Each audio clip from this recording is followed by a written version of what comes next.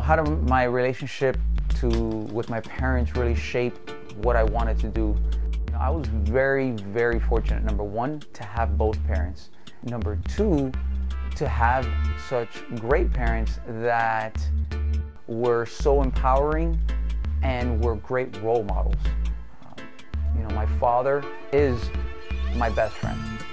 He really taught me so much, not by the way he spoke, but what he did, I think, spoke even louder, because it wasn't, just do as I say.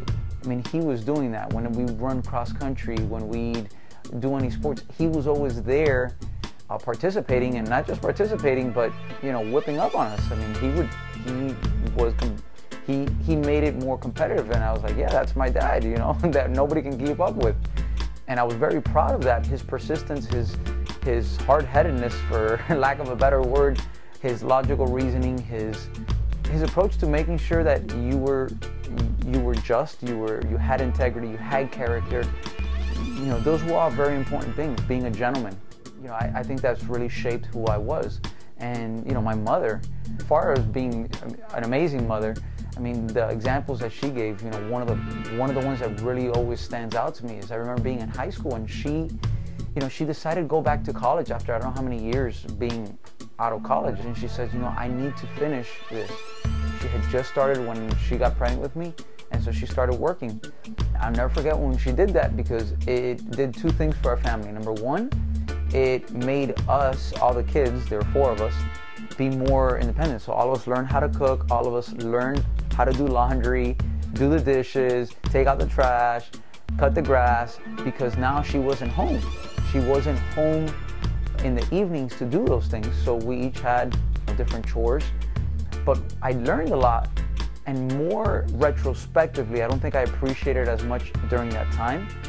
I learned a lot by watching her persistence and determination. I mean, you figure she's working 60 to 70 hours a week. She's taking care of all of us. She then decides to start going to school, and this is in the evening after work, so you can imagine how exhausted. And then she would spend hours on Saturday just going to class and studying and studying and studying, because those were the times that she had to do that. For her to graduate, in fact, she graduated just before I did in college, and I was just amazed, if you think about that, how difficult that is. And so my parents were such a huge inspiration, and they always, I remember my father saying to me, don't choose a profession or don't choose a career based on how much you think you're going to get paid. He goes, do what you love. No matter the times, whether they're good, that you're getting paid an enormous amount, or they're bad, that you're doing this for free, you're still going to be happy, because you're doing something that fulfills you and really just lights up your life. It makes you a better person. You're serving others. You're creating that legacy to pass on because you're doing something you're passionate about. And so, yeah, I mean, my parents really paved the way for me creating my utopia, being able to share with other people and helping them on this journey of life to get through any obstacles that they perceive through fitness and exercise and nutrition. Granted, I mean, that's what we focus on. Those are our tools, but overall will lead to a better life.